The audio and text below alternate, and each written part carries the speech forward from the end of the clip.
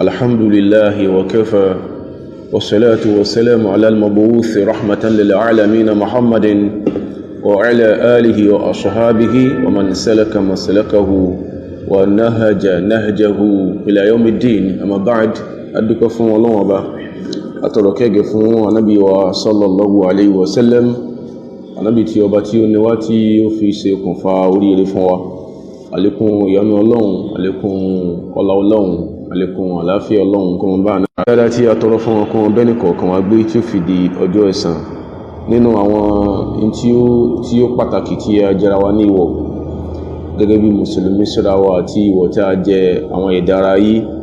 náà ni kí a ṣàlàyé ọ̀kan ọ̀jọ̀kan àwọn tí a jọ bùkátà sí kájọ mọ̀ as one of our social realities nínú ayé tá a jọ bára wa nígbà tí ìjà ẹ̀dá Ọlọ́run tó ti àwọn kankan kan mọ̀ pàwápọ̀ lábala kí a jọ ní common understanding lórí ẹ̀. Tá bá ti ní common understanding lórí ẹ̀ a ní di olódi ara wa a ní di ọ̀tá ara wa. Ìkan nínú àwọn nǹkan yìí òun náà ni one particular aspect of irú ayé tá a wà yìí. Màá sọ nǹkan yẹn ní ìsọ kí n cite examples kó tó di pé màá ṣàlàyé àwọn nǹkan tí ojú tí ẹ̀sìn fi or from one public officer or office holder ẹni wọ̀n kan tẹ́ fẹ́ gbà bóyá document kan lẹ fẹ́ sign àbí fáìlì kan náà fẹ́ bá yín wá tó sọ pé document or fáìlì yìí ó ní ṣe pẹ̀lú nǹkan kan tí yóò padà affect ìrìn àjò ayé tí ẹ fẹ́ rìn àbí lórí nǹkan kan ní ẹ̀ ń lò tán sọ pé wọ́n ní federal government or state government lápẹẹrẹ wọ́n ti fi nǹkan kan kalẹ̀ wọ́n ti open account kan into which you continually pay tẹ́mọ̀ sanwó sí tó ṣe pé owó nìkan lẹ́ ń san owó tẹ́ ń san yẹn what it should have been meant for ẹ̀rí nǹkan kan ní ìjàsá rẹ̀ ẹ̀kan sanwó síbẹ̀ ni. So àpẹẹrẹ eléyìí ó jápẹẹrẹ kan tàbí nǹkan míì tó ṣe pé láwùjọ tó ṣe pé téèyàn bá bùkátà sí ẹ̀ra nǹkan kan tẹ́ ẹ̀rà fúnra yín for personal use ṣùgbọ́n tẹ́ ẹ̀ra yẹn ó ní ìdí kí ẹ gbàwé lọ́dọ̀ ìjọba kẹ́ tó rí nǹkan yẹn máa lò kẹ́ tó lè lé kílìm sí nǹkan yẹn àti wá gba ìwé lórí tẹ́ fowó ara yín rà tí ìṣe gọ́ọ̀mẹ̀ntì ló rà fún yín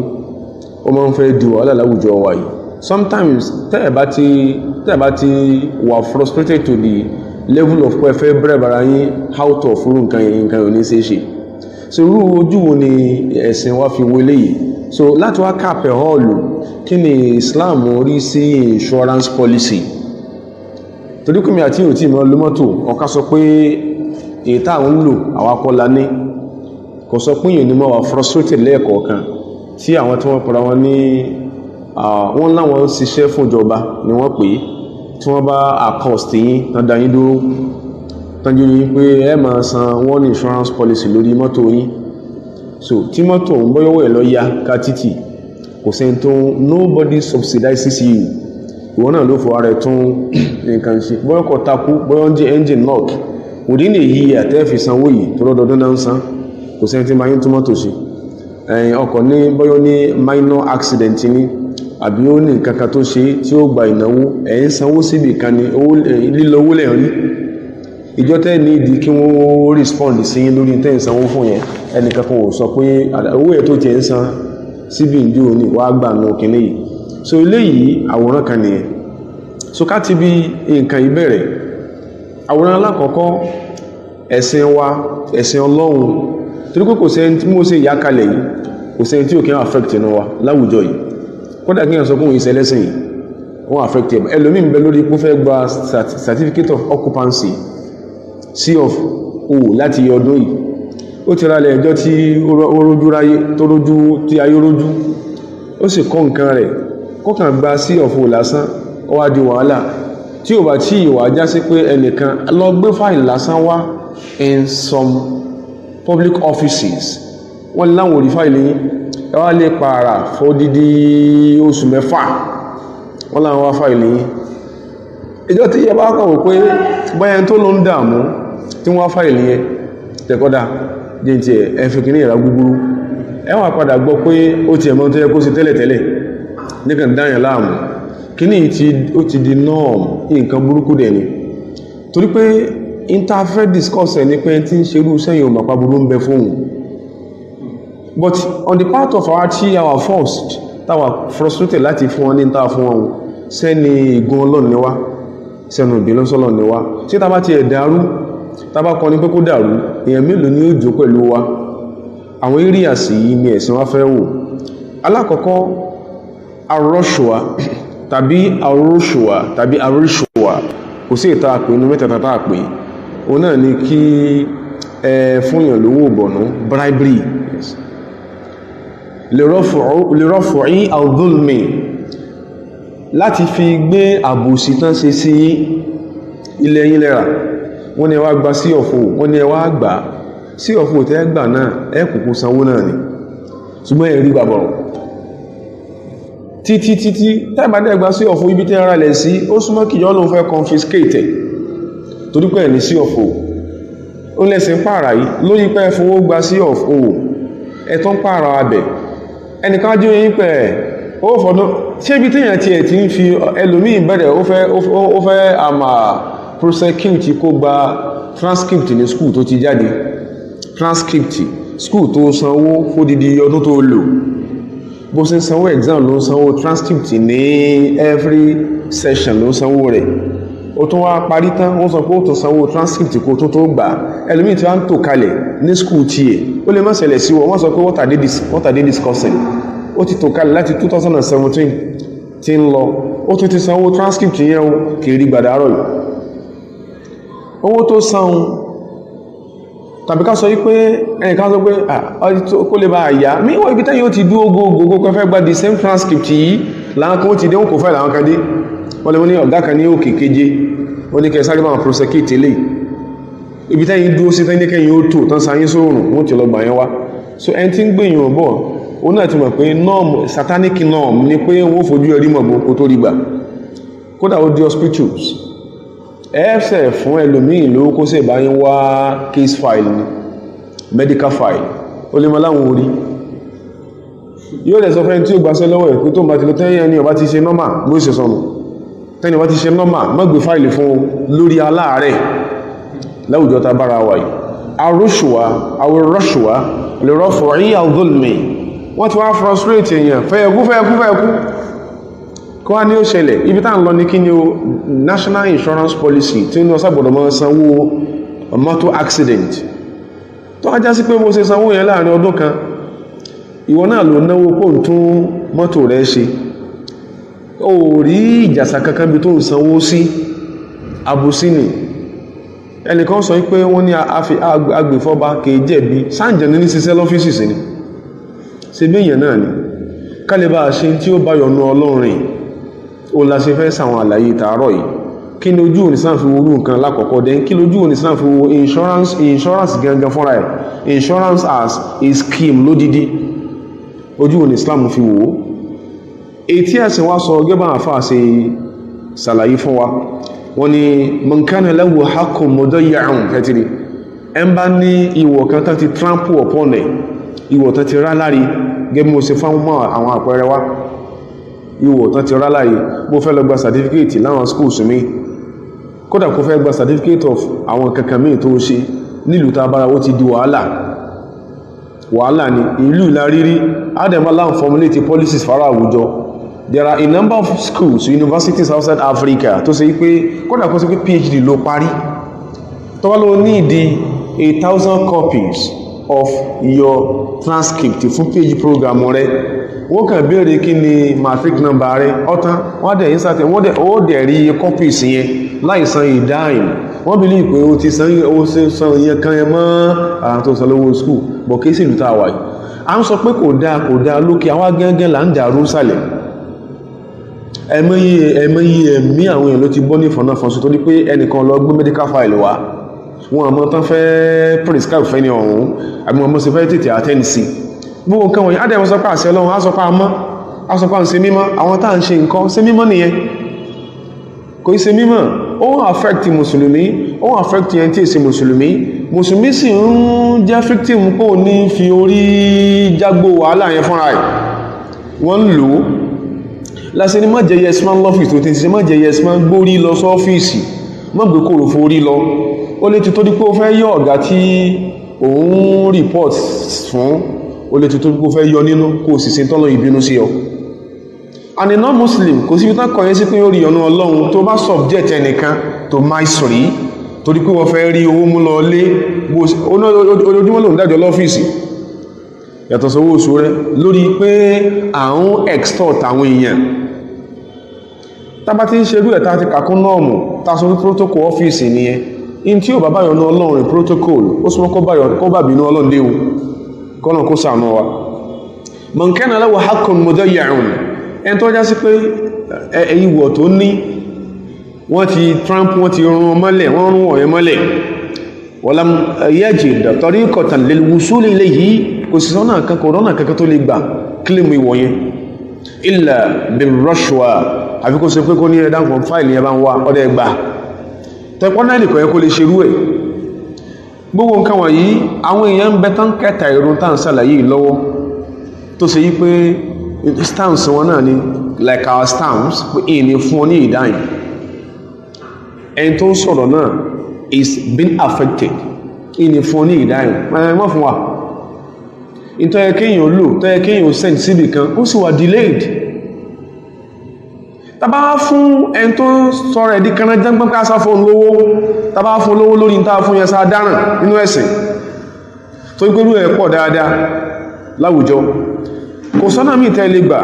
lil wusul ila haqqikum tẹ́fìrí ìtẹ́wà entitled sí claim illa bir rashwa aw waqa'a alayhi dhulmun lam yastati' daf'ahu anhu illa bir rashwa. Àbẹ́nìkan sàbòsí yín ẹ kó sínú àbòsí látọ̀dọ̀ ẹnìkan, kò wá sọ́nà tẹ́lẹ̀ gbà rí àbòsí ń kú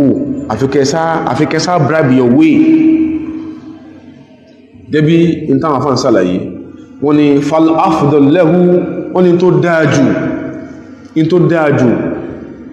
the ideal sense, in the ideal sense rather ni pé ayyasbiro kí musulmi yóò ṣe sùúrù hatta yuyassira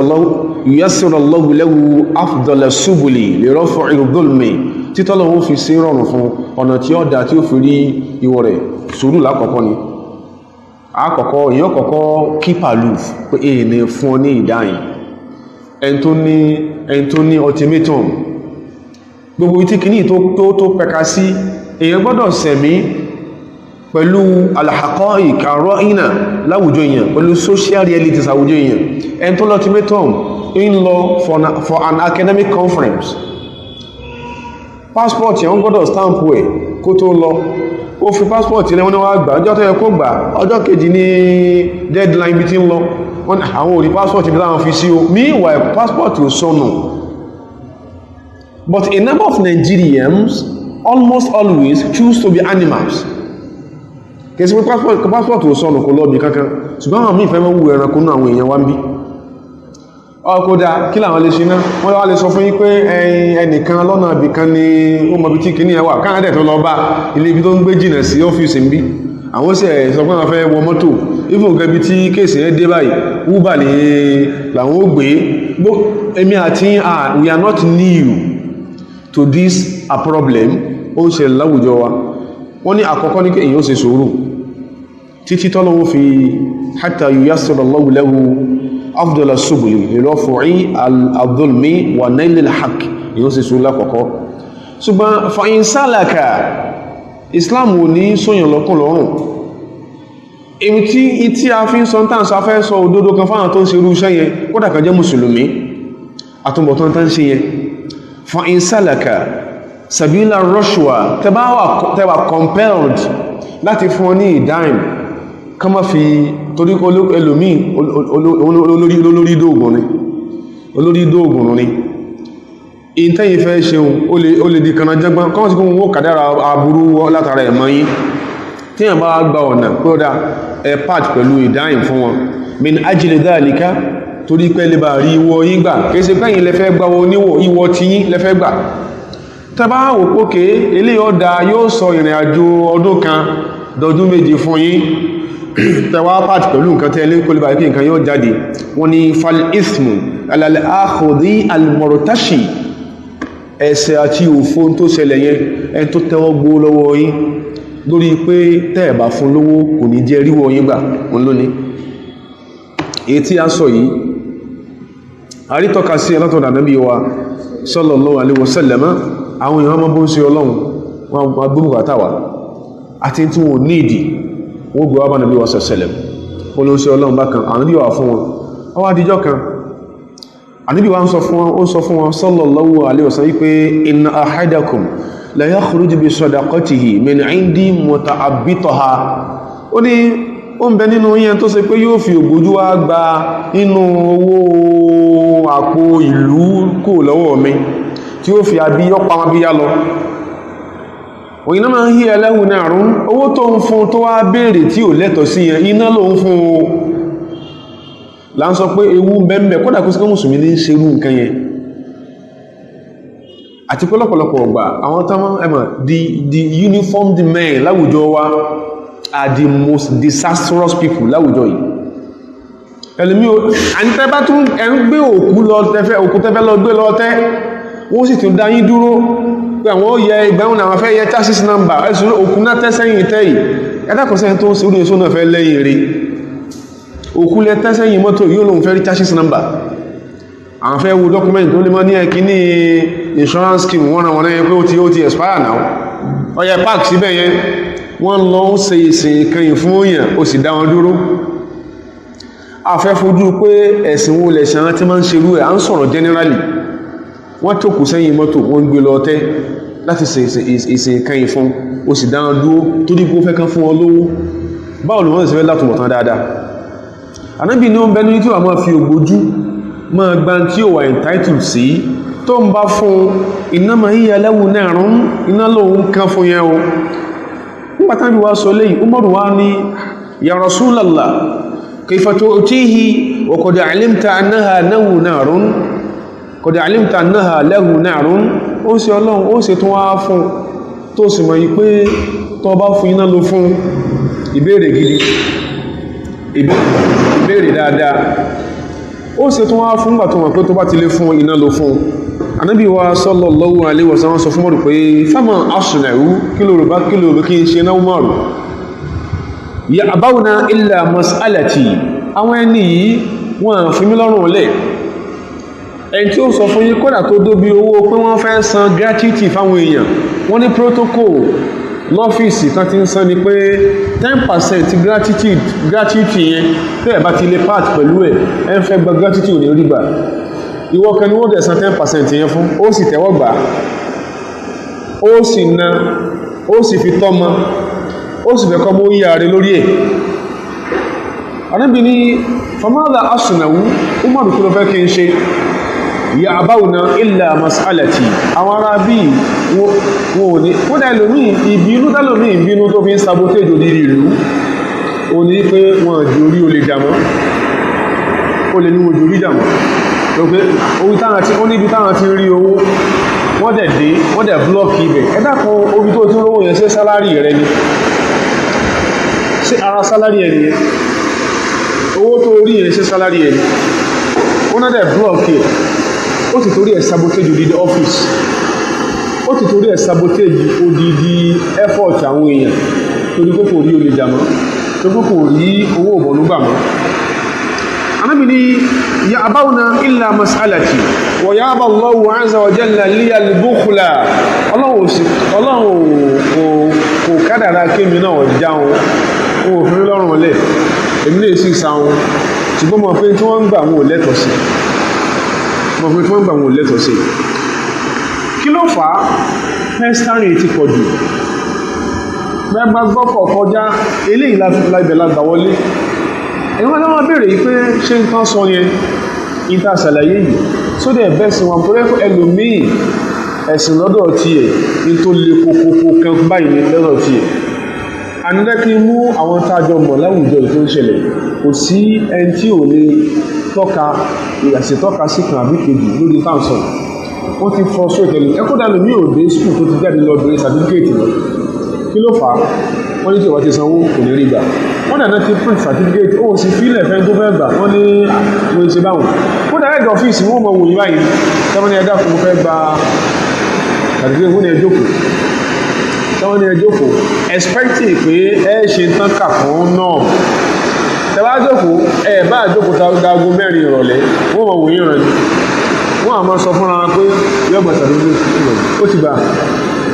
nǹkan yóò dáa kèjé yóò láfọ̀mọ̀tán dáadáa tàbá sọ wípé kọ́mọ̀lẹ̀ bá bá ṣẹ́tì èèyàn fẹ́ fi ṣe jẹ́ níbo ni irú yẹn wà níbo ni irú kí ni position ẹ̀sìn wa lórí irú nǹkan báyẹn ní Suratul Nahl Quran chapter 16 insurance policy bẹ̀lá ń lọ àtàwa tí à ń wa mọ́tò káàkiri wọ́n máa ń compel san irú owó bẹ́ẹ̀ tó sì pé nítorí pé owó insurance fún mọ́tò táàbà ti nínú document mọ́tò yìí wọ́n lè fáàdọ̀ ọkọ̀ yẹn ẹ̀dẹ̀ ń sanwó yẹn ìjọta ti ń san gbọ́kọ̀ bá ń gbókọ̀ tó dẹnu kọlẹ̀ lọ́la ẹ̀yìn náà lẹ́ẹ̀tọ̀ náà from your personal purse tó mọ́tò ṣe ibi ẹ̀ ń sanwó sáà tí ń gbà tán fún yín rìsíìtì ó gbówó ṣe lọ nìkan lè rí ẹ má dàlú nítorí ẹ̀ ìmọ̀ràn tá àkọ́kọ́ sọ ká tó bọ́ sínú àlàyé ni pé ẹ̀ka púpẹ́ ẹ̀ ń ṣe sàárà tó rẹ̀ ti mọ̀ pẹ̀lú tá à ń sọ láàárọ̀ àti ọ̀rọ̀ tánà bí sọ pé ẹnì kò ní tẹ́wọ́ gbọ́ owó bà lọ́wọ́ yín tí ò dẹ̀ fún yín ní tó wà commensurate pẹ̀lú owó tó bà lọ́wọ́ yín kò ní fowó yẹn ṣe nǹkan rí pẹ̀lú àlàyé tá à ń ṣe pẹ̀lú disposition Ànábì sọ̀sẹ̀lẹ̀ lórí báwọn kan ṣe ń yọ lẹ́nu yẹn ẹnì kò ní fẹ́ sa yín kí ó sọ pé tẹ́ẹ̀ bá ti owó yẹn mọ́ sí ń gbà wọn tẹ́ẹ̀dẹ̀ rí nǹkankan tó wà commensurate pẹ̀lú tẹ́ǹsán ẹni tó gbà á kódà tó bá rẹ́mìtì ẹ̀ sí tó rẹ́mìtì ẹ̀ tàbáwọn náà ń gbà máa ń pín mọ́sí máa ń pín kò sẹ́ni tí ò fi ṣe nǹkan rí inú wọn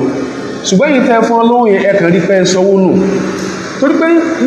especially mùsùlùmí ló máa ń dára Nàìjíríà jù àti mùsùlùmí ni wọ́n kò gbogbo okùn ọ̀ràn sí lọ́rùn wọ́n ní kí ní máa ń ṣe wọ́n sáà nìkan ní ń sán ni ìwọ náà tó ń sán ọ̀dà ní tìtorí pé wọ́n ti sọ nǹkan di náà ká mọ̀ lè locate fact around nǹkan yẹn wọ́n náà tó ń sọ ọ̀dà àwọn nǹkan tó yẹ kí ká respond sí láwùjọ á ignore wọn èyí tí ò wá kàn wá la máa ran kankan lé lórí eléyìí affect all and Sunday lóyún ló affect kálẹ̀ dìde sí yìí o àbíká la fẹ́ gba Àbújá àbíká sọ pé a fẹ́ claim Lagos gbogbo tí ò kàn wá láwọn ran kankan àwọn tó ká address àkíyàn àdírẹ́sẹ̀ tí mùsùlùmí bá wá jarú ìjàmbá yẹn mùsùlùmí ò ti lóókọ tẹ́lẹ̀tẹ́lẹ̀ má fi owó kíkan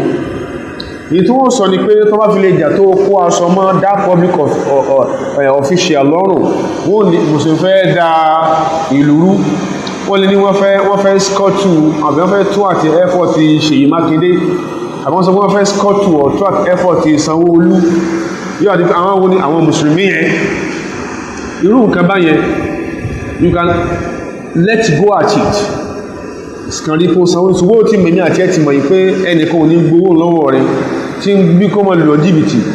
tí ò ṣiṣẹ́ tí owó yẹn ó ṣe kò lè fún yẹn ṣe nǹkan dáadáa Ànábì wa sallallahu alaihi wasallam fi ma rawahu al-imam al-Bukhari ta'liqan wọ́n lábí sọ yí pé nahnu qawmun Ànábì ní ẹ̀rá wa èèyàn kan ní wá nabashu ala aqwamin tí èèyàn bá ń sin tó ń dùn wá táà expect lọ́dọ̀ rẹ̀ à ń ṣe dáadáa sí ibi tẹ́ ti tó máa sọ pé ibi tẹ́ ti ń gbọ́rọ̀ yín láìdá ẹni tẹ́yìn ṣe dáadáa sí ní orojọ́ ń bẹ̀ ẹ̀tún ṣe dáadáa sí okú bẹ́ fún kìí ṣe pé torí pé ń bẹ̀rù kankan lọ́dọ̀ rẹ̀ kò dẹ̀ kìí ṣe pé torí pé ń retí kankan lọ́dọ̀ ẹ̀ ṣùgbọ́n ibi tí wọ́n ti sọ̀rọ̀ yín láìdá oní òjẹ́ number 1 bẹ̀ àníbi nínú àwọn èèyàn báyẹn nahnu nabashu aw nabushu ala aqwamin àmọ́ rẹ̀rìn sí yàn lórí pé ń ṣe tí ń dùn wá lórí pé ń ṣe tí tó ń fọ́ gún alẹ́mì ṣùgbọ́n wa qulubuna tal'anuhum tẹ́mì owó sì máa gbé ẹsẹ́ pè láti mọ́ ní má sì sí lára àwọn èèyàn tí èèyàn bá sì sí lára àwọn èèyàn káàdùn èèyàn tó gbọ́ ọ̀rọ̀ jẹ èèyàn lè máa lágídí pé kò sí tí ó ṣẹlẹ̀ mẹ́wàá máa ń ṣẹlẹ̀ láyé kódà kó ṣe pé ẹni tó sì sí lára ẹ̀ ó lè má jẹ́ mùsùlùmí káàdùn ààrẹ tó gbà àdúrà yóò máa dáńgù lọ́dọ̀ Ọlọ́run tó bá sì ṣe lára àwọn èèyàn kátà sí kókó wá lọ ṣe àwọn tó ṣe pé òun ahalullahi wa khassatuhu tán pa mọ́sọ́dọ̀ Ọlọ́run wọ́n sọ fún èèyàn pé èèyàn sì sí láyé kódà kí wọ́n ìgbà téèyàn tó rígbà tí ìṣìṣe tí ò tí mú wàdá tí ò tí mú ẹkún dání fún ọ ló ń lagídí lọ́wọ́ nígbà bá mẹ́kún dání tó mú fàyí kèké dání fúnrẹ lọ́sọ fúnrẹ lóyìí tó ń bú páì fún ẹ ló sọ pé ẹjọ́ bá ń bẹ lágbájá torí kò sí ni bí èèyàn bá ń ṣe tí ọ̀dà in this regard tá ń ṣàlàyé or in some other regards tó similar sí eléyìí ọlọ́run èé hesitate àti bínú sórí wọn. Ànábì ní nabushu ala aqwami aw nabashu ala aqwami alimọ́rẹ́rìn sí èèyàn tí ń sin tí ń pa alẹ́ fún kọ̀rọ̀ wa qulubuna tal'anuhum ẹ̀mí ó sì wọ́n gbé ọ sípè kò sí bẹ́ẹ̀ pẹ̀lú yìí ò sí ní jáyàn ìtànàbí kọ́ ni sallallahu alaihi wasallam ni yóò fi máa ṣe dáadáa sí gbogbo èèyàn ó ní máa jẹ́ pé kó kọ́ ti ẹni wọ́n máa dá kọ́dà kó sí pé owó kọ́ ló fàwà àti èèyàn pọ̀ ẹgbọ́ ta ló tún sí báyìí sí lágbájá ni o ta ló sọ ní panilẹ́kún báyìí lágbájá ni o ó sì jẹ́ wọn nìkan sá gbé ọ sí pé wọ́n sì wí ó sọ̀dá gidi ni ẹ̀sìn kọ́ alẹ́kọ̀ọ́ tó pọ̀ lẹ́yìn pé ẹ̀sìn wa gẹ́bà sí ń ṣe lálàyé lánàá ní session tafsir ẹ̀sìn wa kò sọ fún wa pé ìrun nìkan láàkì tàbí lórí iláyé ẹ̀sìn wọn ò sọ bẹ́ẹ̀ fún wa ó sọ fún wa pé àwọn kankan bẹ tí ó fún ìrun tí ó sọ lórí lọ́dọ̀ Ọlọ́run ní tẹ́sìn wọn sọ fún wa nìyẹn èyí lọ́wọ́ pé báwo ní ṣe máa sanwó sàárà máa sanwó for a non-performing insurance policy tó wá gọ̀ ni tábátí lè púlẹ̀ jù báyẹn lọ àwọn alábùsí tàjọ́ gbénú ayé orúkọ wa ni wọ́n máa dá bó ti ẹ̀já sí pé kíní ọ̀hún affect àwọn náà tó dákọ̀ àwọn èèyàn àtòdodo they are two poles apart òdodo rẹ̀ o kẹ́yà sì sọ pé òdodo rẹ̀ àwọn náà wọ́n máa sọ bí akáyín Ọlọ́run tó ní wá ó ṣàlàyé nǹkan kan fún wa nínú Quran Suratul Nahl Quran chapter 16 láti verse 106 Ọlọ́run ní man kafara billah min ba'di imanihi ẹmbá kọ tọ́lọ́ntì tó gbé tọ́lọ́ntì ulẹ̀ mọ́gbòrò èèyàn lè ní láwùjọ wa tó sì pé Islam ti sú ẹlòmíì lórí ẹ̀mọ̀kan lásì ní pé ìfihàn bá fẹ́ ṣe lẹ́sìn yìí àwọn àfáà wọ́n sọ fún wa wọ́n dẹ̀ sọ wọn pé Ali bin Abi Talib radiyallahu ta'ala anhu ló sọ ọ̀rọ̀ yìí àwọn àfáà ní ta'allamu qabla an ta'taqidu ẹlọ nímọ̀ ń pa tẹ́ẹ̀fẹ́ ideologize ìtẹ́fẹ́ kó sọ́kàn láti ọkùn ẹlọ mọ̀ ń pa ẹ̀ lè ṣe nímọ̀ kírun sówó náà ìrò ní ṣe ìsìláàmù sówó náà ní tí mo fẹ́ gbọ́yé pa ìsìláàmù máàmà kódà tó fi lórí àwọn tó ṣe pé kò tí ìrọ̀lọ́rùn àti máa ṣe máa gbọ́yé tí máa mú aspect kánú ìsìláàmù tí kò kí ń ṣe the general aspect ń bẹ̀ tí mo wá fi èyí tí mo mú yẹn tí mo fi ń tako general aspect ìsìláàmù mi ò ní lẹ́sìn lọ́dọ̀ Ọlọ́run man káfàrọ̀ ẹmbásá ìgbàgbọ́ bèlá nínú Ọlọ́run mẹ́bàdé imanihi lẹ́yìn tí ìgbàgbọ́ ẹ̀ ti wà ní Ọlọ́run tẹ́lẹ̀tẹ́lẹ̀ ó wò pé kí ní àwọn gan àwọn kẹrin sí láti jọ yìí like many people say erroneously àwọn kẹrin sí kí ló ń sí láti jọ tí ò fi ọ ó bá ṣe Islam tí ò fi ọ ṣe Islam ò yí ọ nìyẹn kò sí abala kan nínú ẹ̀sìn yìí tí wọ́n mú regret dání torí pé kò síbi kankan nínú Islam yìí táwọn adáwà ń kọ̀rọ̀ tí musa máa sọ wípé ẹ̀yìn náà wà wò ní ìsìn kí ta ṣe ń ṣe báyìí kí tí sáà ṣe sọ̀rọ̀ kò sí aspect kan nínú ẹ̀sìn yìí ṣùgbọ́n aspect bẹ́ẹ̀ bẹ́ẹ̀ in some other religions tí wọ́n lè sọ́ǹta kó lè pé ìrònú gan ní fún àwọn olórí ẹ̀sìn bẹ́ẹ̀ kí lè wọ́n fẹ́ sọ sí ilé báyìí lọ́dọ̀ tí wọ́n ní ìsìn Islam ẹni tó bá fi ẹ̀sìn ilẹ̀ wọ́n náà ti promise òun ní heaven and earth wọ́n ní tó bá ti lè fún nǹkan yọ ìbòrí lórí gbogbo ọ̀dá owó tí máa ń ṣe òun àwọn òkòwò fóun kó nǹkan denounce Islam kó lóhùn sí Islam mọ́ òun ó di promotion òun ó di VC rádà òun ó tètè báàgì professorship gbogbo rọ́tà ti pa láwọn èèyàn bẹ́ẹ̀ bá gbé Islam jùlẹ̀ torí irú àwọn rọ́bà yìí Ọlọ́run ní irú èèyàn báwọn fa alayhim ghadabun minallah Ọlọ́run ní ìbínú Ọlọ́run wọ́n bá lò tó fi lọ́gọ́lọ́wọ́ walahum adhabun adhim wọ́n sì jí ẹlẹ́tẹ̀ ilé ìwòsàn ti padà dọ́dọ̀ Ọlọ́run ọba tó ní wá sọ pé illa man ukriha àfẹ́ntán bá compel ṣe tó tako ẹ̀sìn rẹ̀ lókù illa man ukriha àfẹ́ntán bá jẹ́ ń pa mọ́tò rí èmi mo fowó ra nǹkan mi owó tó ní kí n san fún insurance policy yìí mo ń sanwó sí gbáàtù látijọ́ yìí mi ò rí ń pàtì ẹ̀ tí bá sì ní ìsanwó tí mo ta gidi bọ̀ wọ́n yìn pàdé mọ́tò mi èrò alọ́ èrò àbọ̀ wọ́n àmọ́ rí ń sálásẹ̀ jù wọ́n ní bá àwọn tó fẹ́ gbowó sàárà lọ́wọ́ mi láì ṣiṣẹ́ kankan èmi ni wọ́n bù pé àwọn nu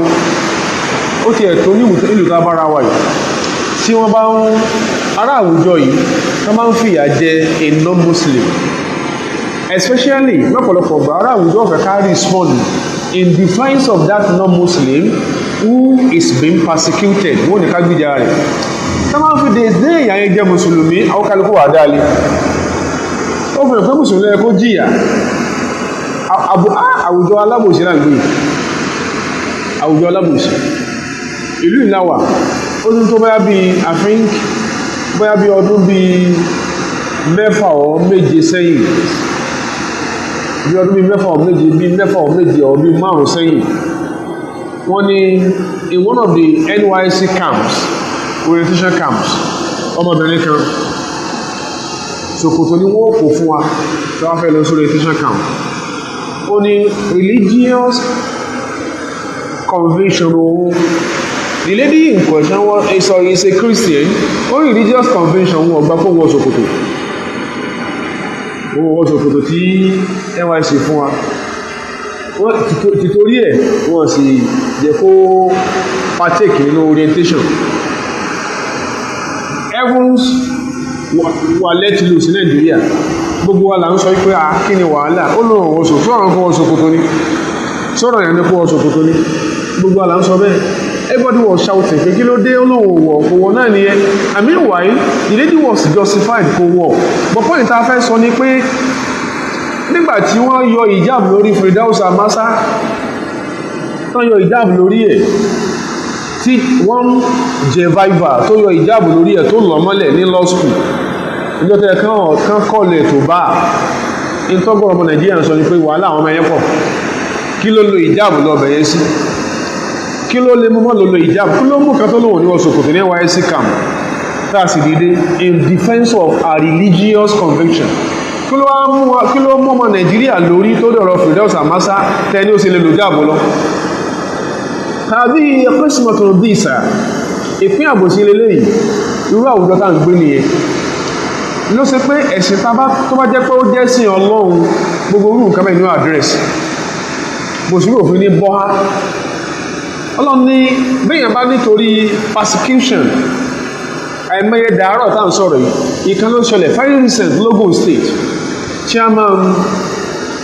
public service Logun ìyẹn fresh lọ́wọ́ ó lè fẹ́ gbaná mú tó ṣẹlẹ̀ là ń sọ nígbà tán ní kí wọ́n kọ́ làwọn èèyàn fún promotional exercise tó wá ń sọ̀rọ̀ sáwọn tó lò jáàbù bẹ́ẹ̀ yìí pé táwọn bá ti lè trim ìjáàbù wọn kò súnmọ́ ká interview wọn o no single official statement àti ìgbọ́ from all non-religious quarters àti ìgbọ́ ẹ pèèyàn fún ṣé bí dọ́kítà ẹgbà ṣíṣe ó lò jáàbù wá ẹ pè wọ́n fún promotional exercise ọwá ń sọ̀rọ̀ sí wọn tẹ́ pẹ̀lú gidi la wà ní irú ẹni tó ṣe irú yẹn fẹ́ dà lóru ni irú ẹni tó ṣe irú nǹkan báyìí ó fẹ́ dà lọ́wọ́ ẹ̀wọ́n gbaṣẹ́ lọ́wọ́ èyí kó sáfà sí deterrent fáwọn religious bigot ẹgbẹ́ ẹ̀ orí burúkú lẹ̀ ń celebrate sórí ìyàwó ẹ̀ náà ló jáàbù sí sórí ọmọ rẹ̀ ni wọ́n lò sí wọ́n sọ fún wọn publicly pé kankan lọ tírìmù jáàbù wọn o táwọn ti tún ẹ̀ kò súnmọ́ ká pè wọ́n fún interview o ẹ má jẹ́ àṣẹ báyìí mọ́ gbogbo problem tí colonial master tán fi Islam dá lára láfíríkà làwọn ń continue yìí kó o lẹ́sìn lọ́dọ̀ Ọlọ́run tó bá yẹ kó o fẹ́ máa make àwọn èèyàn miserable lórí pé tó ẹ̀sìn wọn sọ fún wọn ni wọ́n ń ṣe tí ò dẹ̀ kàn án ok ọlọ́mọ tí ò ní borí so be it ọmọ tí ẹni yẹn oníyàwó rẹ̀ ọmọ rẹ̀ kí ó so be it ìyàwó ẹni yẹn dẹ̀fọ́ àwọn tó fẹ́ borí lẹ̀ náà kọ̀yẹ́ kásẹ̀ máa sọ bí èpè tábàdẹ̀ sọ bí èpè pé ó jà yín o tábà wí bí èpè òní ìkéyẹsẹ̀ ìfàfọ̀sẹ́ ẹnu èpè ó jà yín ẹ fọ àwọn èèyàn lọ́rùn lẹ̀ live and let live kò kàn mí kankan ẹni tó bá ń persecute àwọn èèyàn sọ fún yín lórí ọ̀rọ̀ promotion lọ́fíìsì mi wọ́n sọ fún lórí point blank á padà ká kó ṣe bẹ̀rẹ̀ ntí Roman Empire ṣe darí ó ní colonial masters ṣe láfíríkà ó làwọn kan náà tó ń continue ọ̀rọ̀ trans policy là ń sọ àti digress ẹni tó máa prosecute bí yóò bá fi ẹ̀sìn ilẹ̀ tó ní Islam sú òun ìyọ́nú Ọlọ́run ló sọ pé sú òun Ọlọ́run ní ṣùgbọ́n tó máa fọ́ọ̀sì ẹ ṣe nǹkan kankan kí sí kó fẹ̀sìn ilẹ̀ mọ́ wọ́n fọ́ọ̀sì ẹ ṣe nǹkan kankan tó ṣe wípé láì ṣe nǹkan yẹn ó ní ríwọ̀ rẹ gbà tán fọ́ọ̀sì ẹ ṣe illa man ukriha tán fọ́ọ̀sì rẹ ṣe nǹkan ọ̀hún wa qalbuhu mutma'innun bil iman ṣùgbọ́n gbà tán fọ́ọ̀sì ẹ ṣe ìgbàgbọ́ rẹ ò ṣe ìkìnnà Ọlọ́run ìgbàgbọ́ rẹ ò ṣe ìkìnnà àìmọye obìnrin ní public office ní mùsùlùmí ó náà fẹ́ lo hijab kódà ó fẹ́ lo khimar iye sí sórí ìmọ̀ rẹ ní ọ̀ka ló ṣe ń takò àbí igbá àyà rẹ ní sàárẹ̀ mùsùlùmí Ọlọ́run kó ṣàánú wa o Ọlọ́run ṣe okùnfún oore fún wa ní mùsùlùmí ṣùgbọ́n ọ̀pọ̀lọpọ̀ wa ayé ètò orí tọ́lọ̀ ṣe fún wa òdodo tá fi live in peace ayé ètì ẹ̀ ẹlòmí ò máa withdraw àwọn ìṣọ́ ara rẹ̀ from identifying with Islam kò ní jẹ́ wọ́n súnmọ́ bí tó ti gbẹ́sìn yìí kò lè wala yahiqu wabaluhu illa ala halihi òfòrí oníṣẹ́lómí gbogbo ta máa ń fi àìmọ̀kan ṣe ta tún mọ́ lagídé lé lórí ẹja fúnra ní some years yóò padà wà crystal clear sí wa pàǹfin tó pọ̀ síra wa lẹ́kọ̀ọ́ sọ pé o lè mú aspect kan ní Islam kó dàyókùnù kó rúbẹ̀ tó mú lọ́lọ́wọ́ gbà gbogbo ẹ̀ ni ó ti Ọlọ́run gbogbo ẹ̀ ló lè sọ pé Islam sọ báyìí Islam wúlẹ̀ kódà kó mú ìtì máa ṣe ẹni tó bá force láti ṣe tó wà against the religious convention bọ́ lásìkò tán force rẹ̀ ẹ̀mí rẹ̀ ìgbàgbọ́ ẹ̀rin lẹ̀ ní Ọlọ́run ní wọ́n ní kó sọ pé yí pàdìpà kan tó àwọ́dù contract fún ó sì mọ̀ pé kíní ọ̀hún ó ti dé peak lẹ́mí rẹ̀ àbẹ̀kánikọ́ sọ pé Jesus is Lord kan tó sign promotional letter rẹ̀ àwọn kan máa ń ṣe bẹ́ẹ̀ àwọn yẹn lẹ́ẹ̀bà wí ẹ má sọ káà fún wà sí sọ tí ń sọ tí ò bá ṣẹlẹ̀ àdé ṣe wà sí àwọn wèrè kan ní ọmọ ìlú ìṣe bẹ́ẹ̀ wọ́n rẹ̀ ní pé wọ́n wèrè ní òjẹ̀ kan ṣífà wọ́n ṣe bẹ́ẹ̀ kò kọ́ tó wá jẹ́ sí èèyàn kọ́ public of ìjọ pàwápọ̀ ni bàbá ẹni kọ́kọ́ ló kọ́ in tó kọ́ gbọ́wà entitled sí inú constitution ẹ ṣe fún nítorí ọmọ pé tó pè lẹ́sìn ara kò bá máa tàkìtì kó lẹ́sìn òun nu kò kẹ́nìbọ̀dì ẹni kan sọ pé tẹ́sìn òun sọ ní pé òun gbọ́dọ̀ ṣe báyìí ọwá ló sì lè máa ṣe bẹ́ẹ̀ sẹ́sìn ti ẹni tó bá tán frustrate láti ṣe tó wà against religious convention ṣùgbọ́n tí ò fọ́ ba ìgbàgbọ́ rẹ̀ Ọlọ́run yóò yàn báyẹn òun lọ́wọ́ foríjì àwọn tí wọ́n ń fi ẹ̀sìn ilẹ̀ torí wọ́n náà ń persecute àwọn torí wọ́n ní wọ́n ń di forever àwọn in táwọn wà entitled sí Ọlọ́run sọ pé gbogbo àwọn tó bá lọ fẹ̀sìn ilẹ̀ torí ẹ̀ Ọlọ́run ló bínú sí wọn kí ló fà ní pé dhalika bi annahum istahabbu al-hayata ad-dunya ala al-akhirah wọ́n gbọ́lá fún ayé lórí àlìkìyàmà kọ́mùrín kọmsàn Ọlọ́run ní pé méjì torí òpó méjì rí kọ́mùrín kọmsàn Ọlọ́run ní pé mẹ́ta torí òpó mẹ́ta rí kò sí díyàn bá rí ó wí ariwo ọjà lásán ni lẹ́yẹ kó jẹ́ lọ́jọ́ tó bá gbọ́ Ọlọ́run gbọ́ látòkè nílẹ̀ ilé ìta sọ yìí kí lójú ó ṣẹlẹ̀ ìtòlẹ́ káyà yóò sọ kalẹ̀ àtàwọn àyà bíi mẹ́ta tó tẹ̀lé ó ní pé Ammar bínú Yasirin ó ní incident tẹ̀lẹ̀ sí àwọn kèfèrí àwọn ẹlẹ́wọ̀n wọ́n jí gbé wọ́n kidnap eléyìí kò ní fẹ́ ṣe gbọ́fẹ́ lómi ṣùgbọ́n the fact ní pé tí yàn bá wà nínú irú situation yẹn bóyá o jẹ́ mùsùlùmí wọ́n kidnap ẹ wọ́n ní tó rí ransom san wọ́n ní ọ̀dá músẹ́rẹ̀ nǹkan òmè wọ́n sọ bẹ́ẹ̀ fún àbí èyàn jẹ́ non-muslim ó jẹ́ Christian or Jew wọ́n wá kidnap ẹ wọ́n ní ọ̀dá rọmi sínú àgé nǹkó sàlùwàlá ẹgbẹ́ sí ìyẹn sọ di Muslim rọmi sínú àgé sàlùwàlá doesn't Islamize you rọmi sínú àgé nǹkó gbému doesn't Islamize you tí ẹ̀ chántì Allahu Akbar doesn't Islamize you tẹ́mi rẹ̀ wọ́sẹ̀ gini tí wà ti so máa kó fi kó ń gbé pàwọn tó jí ọgbé àìmọ̀kan gbá àbí ká sọ yí pé miserable bigotry ní fún ọ kó wà láhàámọ́ kó ṣe kún ọgbẹ̀mí rẹ̀ wọn pa wọ́n ní owó nǹkan kankan kó kankan wọn fi ẹlẹ́kọ́ máa lágídí kó ní wí èyí wọ́n pè ń gbékun Ammar bin Yasir ọ̀nà máa yọrù sí wọ́n bá jí gbé wọ́n wá ń bẹ̀rẹ̀ sí jẹ́yà àgbàbàwù al-mushrikun wọ́n jẹ́yà hatta yakfura bi Muhammadin sallallahu alaihi wasallam títọ́ fi fọ́ọ̀sì ẹ̀ sọ pé sọpọ̀ gbàdébí gbọmọ́ ọ̀yá sọ bẹ́ẹ̀ fawafaqahum ala dhalika mukrahan wọn náà wá wíbẹ̀ fún gbà tí wọ́n ti kọ̀mpẹ́lì wọ́n fọ́ọ̀sì ẹ̀ sọ bẹ́ẹ̀ nígbà tán wá fílẹ̀ nígbà tí sọ̀rọ̀ débẹ̀ pé àwọn ti ẹ̀gbàdébí nǹkan gbọmọ́ ó ti sọ̀rọ̀ débẹ̀ wọ́n wá fílẹ̀ faja'a mu'tadhiran ila an-nabi sallallahu alaihi wasallam ọlọ́ bó ṣe ọlọ́gbòdé ó ṣe ọlọ́run dákun gbòdé Madina padà ó ṣe ọlọ́run kábà ìṣẹ̀lẹ̀ afọ̀n gbòdé Mákà padà ìkàbà ìṣẹ̀lẹ̀ o báyìí ló ṣẹlẹ̀ o báyìí ló ṣẹlẹ̀ o báyìí ló ṣẹlẹ̀ o nǹkan ní kò wíre o kò sí wí tí wọ́n ní kò wí o àwọn arábí ló jí o gbé o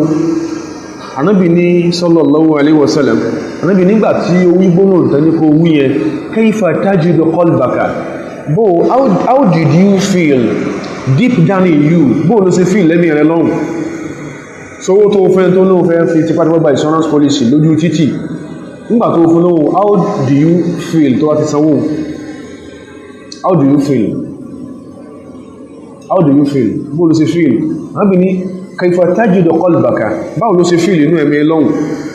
ó ní ó ṣe ọlọ́hun mutma'innun bil imani wọ́n gba ọgọ́bàjẹ́ very simple ọlọ́mọdé àríkò sí dáadáa instances irú ẹ̀ pọ̀ dáadáa ó lánàá bí ìgbàtà ní kún owó wí òun kàn sọ lẹ́nu ní o lẹ́kí n mú reference tí mo sọ wá pé if a non-Muslim gets kidnapped by àwọn miscreants inú ìlú àwọn olórí ibú kan ní ìlú tó má jí gbé tán ní ọ̀dá rọmi sínú àgbéhùn ọ̀yàpọ̀ ma gbé mu ṣe bí kìí sí ọ̀tọ̀ lọ́rọ̀ náà àgbé kọ̀dẹ̀ kìí sẹ̀jẹ̀ omi rọrọ sínú àgbé wọn ni ma gbé mu tó wá ti kọkàn rọmi sínú àgbé yẹn àwọn sọ kọ́dá àwọn torí pé àwọn èèyàn àwọn afàwọ̀rajà wọ́n bẹ nínú ayé yìí ọ̀gọ̀rọ̀ tí è ṣe mùsùlùmí we give an example of Ephraim Benjamin ní Libya lánàá pé ó lọ kọ́ Lárúbáwá ó dẹ̀ ń ṣe imam for several years ní Benghazi ní Libya tí ń kẹ́rì àwọn ẹ̀kírun and he was never a Muslim but torí pé ṣe tán kó wádà Libya rú tí tó fi láǹfààní àti rìkúùtù ọmọ ogun close to 2,000 soldiers against Gaddafi tí wọ́n ní ọ̀dá kó wọn kọ́pì sí Quran nìyẹn ọya kó lọ sí pé kóòkàn kó lásán lọ bẹ̀rún àwọn òfin ọlẹ̀ mọ́ lágídí o ìlágídí túmọ̀ sí pé ẹ̀sìn tó olóhun ṣe is clueless in that regard tẹ́pẹ́sì tí èyàn bá ṣe tó bá ní provision fún nǹkan báyẹn wọ́n ti fi ọlẹ̀ tipẹ́tipẹ́ ilé olèmọ́ sandwell létí wa but that is the bitter truth òdodo bẹ̀ ní ẹ tí irú nǹkan báyìí olèmọ́ ṣẹlẹ̀ nínú ayé ni Kùránì ò ní rí kọ́ọ̀dọ̀ Ànábì ní ẹ̀mí rẹ̀ orin lẹ̀ nínú òun ó ní bẹ́ẹ̀ ni Ànábì ní in adu tọ́mọ́ tó sọ jù bẹ́ẹ̀ lọ pé kó sọ ìgbésí ni in that situation tó bára rẹ̀ fàáúdú sọ pẹ̀lú wọn kó lè bá get kí ni o freedom rẹ̀ example kan nìyẹn lórí tá a sọ another example another companion ló ṣẹlẹ̀ sí Abdullahi abinu Hudhafata asámi sàbẹ́ pàtàkì náà àgbà sàbẹ́ àwọn olójí gbé Romans jí gbé wọ́n jí sàbẹ́ gbé Romans wọ́n jí gbé wọ́n bá gbé lọ nígbà wọ́n gbé lọ bá the Roman Emperor wọ́n gbé lọ bẹ̀ tó ń bẹ ní Arabian Peninsula first century to Roman Emperor wọ́n gbé lọ bá wọ́n ní ó lè àwọn ti gbé dé Roman Empire jí sọ̀hábí yúnjẹ̀lì ìlú wọ́n jí gbé nígbò débi tí wọ́n kó wọn sí orí several other Muslims tí wọ́n ti jí gbé gbogbo lákàgbé àwọn tó ń pariwo tó máa introduce Arabic education into the curriculum of schools wọ́n fẹ́ Islamic Nigeria náà pa ìta ń sọ ìwọ̀n àfẹ́ jẹ́ kẹ́ máa and that is why tasman feel fún mùsùlùmí wọ́n fẹ́ sọ ọdún fipó para ó ní kí lọ mọ́ kan lè kéwú náà ó torí ẹkọ̀ kèsì tó ní kí lè bá dá fáwọn ṣe ń ké torí pé èèyàn lè bá kí èèyàn máa rìn mú òkun láyé ni ìtàn àfẹ́jẹ́ ká mọ̀ ni wọ́n ń kọ kalẹ̀ yìí sọ pé tàtà ń sọ fún ọ ìtàn ìjàpá àti yẹn níbo ẹnìkan ń debunk irọ́ tí wọ́n pa nípa àtàn Yorùbá.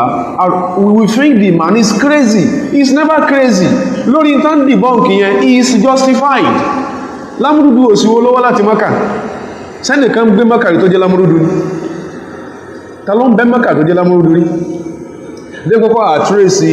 genealogy Yorùbá lọ́dọ̀ rẹ̀. Lórí tí wọ́n debunk yẹn is largely justified. Ó lè má tẹ́yàn lọ́rùn torí the records are there yàtọ̀ sí èyí tí wọ́n kà lóyìnbó ibi tí problem ti wáyé nù. Èyí tí wọ́n kà lóyìnbó ó yé mi àti ẹ pé nígbà wọ́n kọ ìtàn Yorùbá kalẹ̀ àwọn anthropologists tó yìnbó ránṣẹ́ àti wọ́n anthropologists náà pè ní missionaries ni wọ́n kọ́ tí wọ́n yẹ kó ọmọ tí ó ṣẹlẹ̀ bó ṣe kọ́hùn. So kìí pé gbogbo nǹkan náà kọ́ ló mọ castigate. Sometimes sanity lè wà ní nǹkan mìíràn táwọn èèyàn bá sọ, sanity lè wà ń bẹ̀ yàtọ̀ sí tí wọ́n expect. Àwọn náà àjókòó ó sì wádìí ìtàn.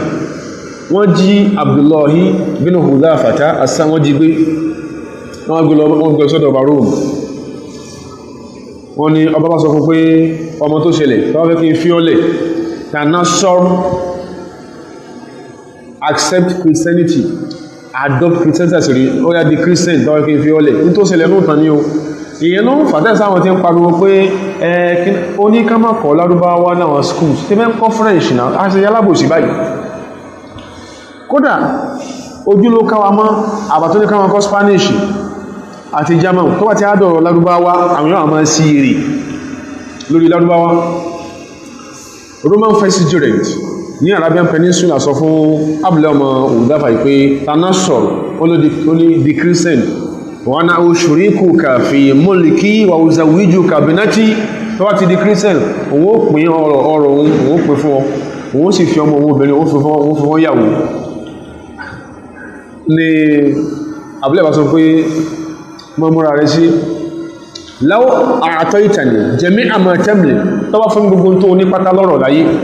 wọ jẹ́mí àmà tàmlùkù láàrọ̀bù tó fún gbogbo tí ó jí ọ̀rọ̀ tí mẹ́lọ́dọ̀ lárúbáwá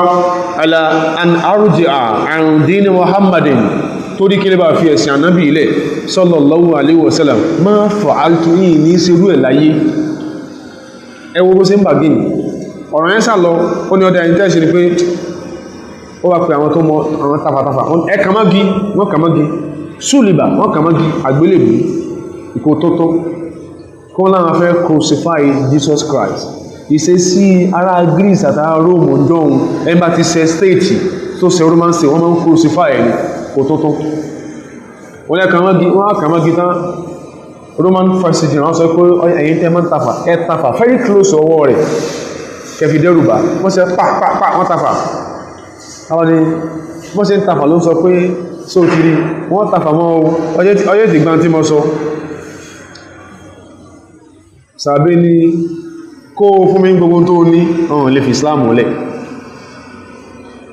Ọba bá ní ẹ sọ̀kalẹ̀ lórí igi wọ́n sọ̀kalẹ̀ ẹ lọ gbé àgbá zaitu àgbá òróró wọ́n ni wọ́n gbé léná wọ́n bá gbàgbọ́ òróró léná lójú abúlé ọmọ Hudhafa fahumiyat wọ́n dáná sí òróró lábẹ́ ló gbàgbé kẹfẹ́ dín ẹja ló ṣe yóò wọ̀já àbí asírin minal muslimin ìtàn ló jámọ̀ yìí pé kò kí ń ṣe abúlé Hudhafa lè kaná jí gbé. Ọba Rome bá ní ẹlọ mú kan náà mùsùlùmí tó kí ń bẹ ń kọ́ sórí àwọn fẹ́ jí gbé wọ́n ìsọ̀ dára wọ́n jí wọn torí pé just because they were Muslims ó ní ẹmú kan náà wọ́n sì mú kan jáde náà mùsùlùmí ni ó sì sọ sínú ikú gbóná lójú ẹsẹ̀ fàyídàhúwà ìdọ́mù tàlúhù bó ṣe kú egun nìyẹn ó yọ́ ní lódìdí wọ́n rò bẹ̀rù ọba Abdullah. ẹnà question ni pé ọ̀ pé kí ló mú ọtán fi wà particular about Abdullah wọ́n di pé òun was a companion. Gẹ́bí wòdè kan ṣe kọ̀wé kan jò ní wọ́n pè ní my dialogue with an imam a ní ọdá kọ̀ mọ́mù kò dídá wọ́n mọ̀ parọ́ pé imam kan gbà táwọn bá sọ̀rọ̀ he eventually got convinced about the light about Jesus Christ. Ma mú rẹ̀ sí irọ́ tí ó ṣe bẹ̀rẹ̀ torí pé Abdullahi jẹ́ companion wọn kò táwọn bá fi rú yẹn wọ́n ṣe jí Abdurrahman tó máa ń pè ní Leo Africanus gbé tí Rome jí gbé tán jí gbé for years Leo Africanus wọ́n jí gbé for years wọ́n fẹ́ Christianize ẹ̀ ó ń bẹ́nu òwe ìtàn náà wọ́n ràn lọ kà á wọn ọ̀pọ̀ yẹn lárúbáwá ṣùgbọ́n ìtọ́ka tí àwọn àfá alẹ́ ulama al-muhakkikun tó wọ́n sọ ní pé Abdurrahman táǹkì Leo Africanus yìí mẹ́ta Muslima ọkọ̀dà kú Mùsùlùmí wọ́n jí gbé for years lọ sí Róòmù sórú yóò ṣe bẹ̀rẹ̀ ọba mú odidi èèyàn ó sì sínú orógún náà wà ó sì kù kìdé igbó thinking pé ẹ̀rù ọba sàbí ní kò sí ń tẹ́rí ẹsẹ̀ tùpẹ̀tẹ́ gbogbo òun sí ohun ò ní fẹ̀sẹ̀ ànábì ilẹ̀sẹ̀ ọ̀rọ̀ pọ̀ ọwá tó wò pé ẹ sọ kalẹ̀ lórí igi yẹn ẹ lọ tìmọ́lé ó tìmọ́lé kò fún lóúnjẹ for days ìgbà tí ó padà fún ránṣẹ́ sí ó ní ẹ lọ gbé ọtí àtẹrin ẹlẹ́dẹ̀ fún kọ̀wá tó jẹun nígbà wá sú ọba yẹn ọwá pẹ̀pẹ̀ wá wọ́n lẹ́yìn mùsùlùmí lágídí ìtàmọ́fí lágídí nù ó lè tarọ́ fún akágbà wọ́n lè mọ́ lágídí kí ló mú ọmọ jẹun ládúrú tí mo bójú rẹ̀ ẹwọ persecution ẹni tí ń parúkọ́ persecute o ló ń persecute rẹ̀ gbogbo public offices lẹ́gbàtán gbogbo several secondary schools aṣọ ilé ìjọsìn wọ́n sì tún persecute wa náà ni wọ́n tún marginalize wa náà ni ìjọ wo la fẹ́ tó fi rọ́lẹ̀ náà ó ní kí ló ń ṣẹlẹ̀ sí ọ ma mana'aka an ta'kul kí ló mú ọtọ́ ọ̀jẹ́ tí mo gbé fún ọ Abdullahi ní sóró oúnjẹ tó gbé wọ́n sẹ́yìn fún Abdullahi was in distress ó ti wọ wàhálà ó wọ ìṣòro ó lóúnjẹ tó gbé wọ́n yẹn amma annahu qad halali ó ní problem tó ń wọ̀ èèwọ̀ ní kí o jẹlẹ́dẹ̀ bó ibi ló fẹ́ pọ́ débi ikú yìí èèwọ̀ lọ tí múmu òǹgbẹ́ ló fẹ́ bọ́ débi kó kú yìí ó lásìkò tó ń wà ń situation yẹn ọgbà kó o jẹrin ẹlẹ́dẹ̀ yẹn kó o sì mutí lásìkò tó ń wà yẹn ó ní ṣùgbọ́n lam akun lè oṣù mítàkà bí ní ìfẹ́jú òfin mẹ́sẹ̀ yẹ̀ pín gbèbí pa lam akun lè oṣù mítàkà bí ní ìfẹ́jú òfin mẹ́sẹ̀ yẹ̀yẹ́ ọba wa ní ọdá gbóhùn kẹ́lá ṣe fún ọ ọsá takó lórí ẹ̀sìn mọ̀ ọdún náà ni ọba ní ọdá qabil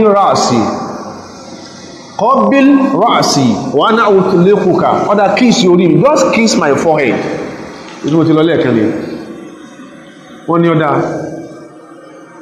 owó chẹ́ẹ̀kì tó bẹ lọ́wọ́ rẹ̀ ọlọ́mọdé àríkò sí dáadáa wọ́n kidnap yẹn wọ́n bá chẹ́ẹ̀kì lọ́wọ́ rẹ̀ 150,000 wọ́n ti súnwọ́ ẹnìkan ní àmà lójú yí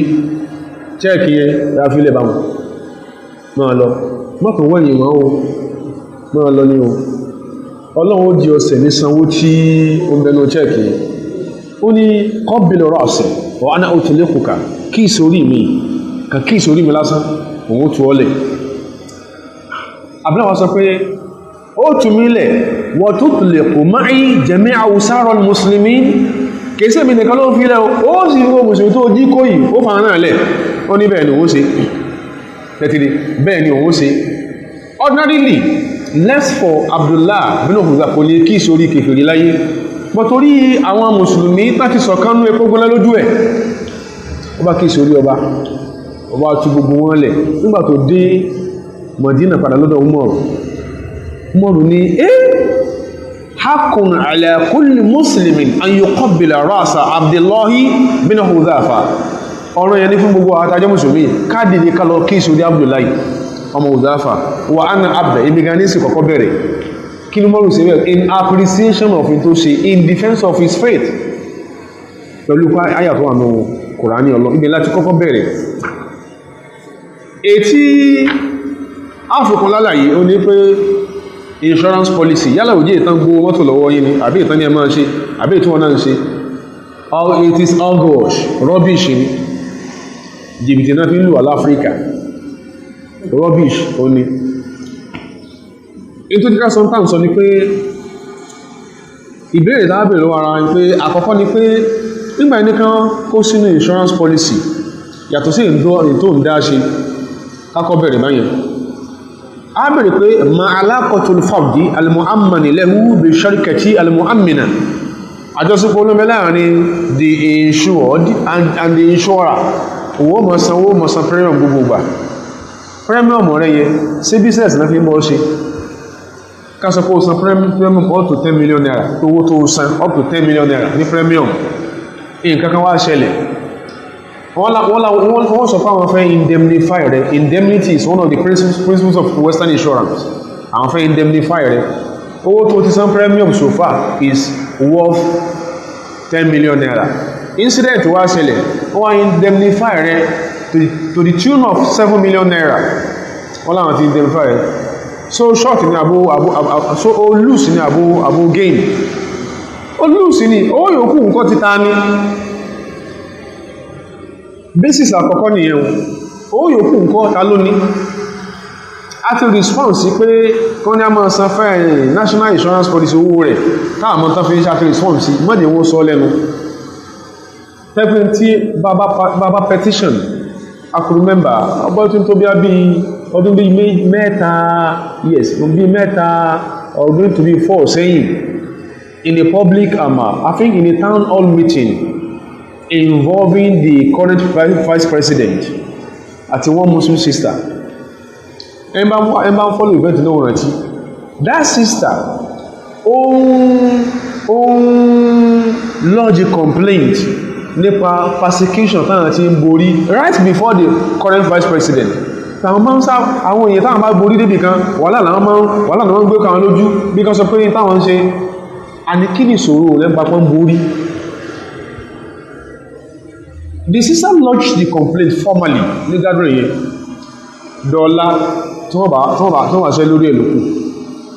bala petition bá kọ petition náà owó kàn fi síbì kan náà ni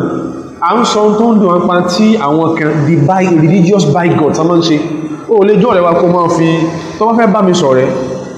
mi sọ̀rẹ́ lórí pàjọjẹ́ èèyàn sórí tí mo ṣe lẹ́sìn mi yẹn fílẹ̀ tọ́wọ́ fi ń tukú